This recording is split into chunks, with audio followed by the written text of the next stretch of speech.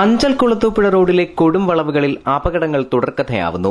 വളവുകളിൽ നിയന്ത്രണം തെറ്റി ഏഴംകുളത്തിനും തിങ്കൽക്കരിക്കത്തിനുമിടയിൽ 3 വാഹനാപകടങ്ങളാണ് കഴിഞ്ഞ വെള്ളിയാഴ്ച ഉണ്ടായത്. ഏഴംകുളം ജംഗ്ഷനു സമീപം ബൈക്കിടിച്ച് ഏഴംകുളം സ്വദേശിയായ സുഗതന് പരിക്കേറ്റതാണ് ആദ്യ അപകടം.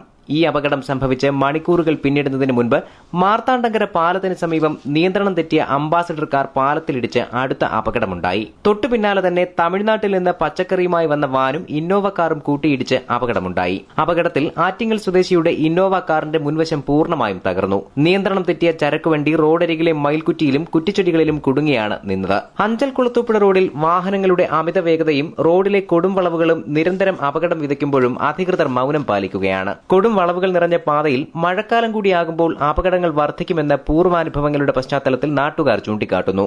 റോഡിലെ വളവുകൾ നിവർത്തി റോഡ് വീതി കൂട്ടുന്നതിനുള്ള സർവേ വർഷങ്ങൾക്ക് മുൻപ് നടന്നിരുന്നു. എന്നാൽ പാതയോരത്തെ വസ്തു ഉടമകൾക്കും വ്യാപാരികൾക്കും ഇതിൽ വലിയ താൽപര്യമില്ല. ഇക്കൂട്ടരുടെ താൽപര്യം സംരക്ഷിക്കാൻ നിർമ്മാണ പ്രവർത്തനങ്ങൾ വൈകിക്കുകയാണെന്ന് ആക്ഷേപമുണ്ട്. News bureau, Anchal.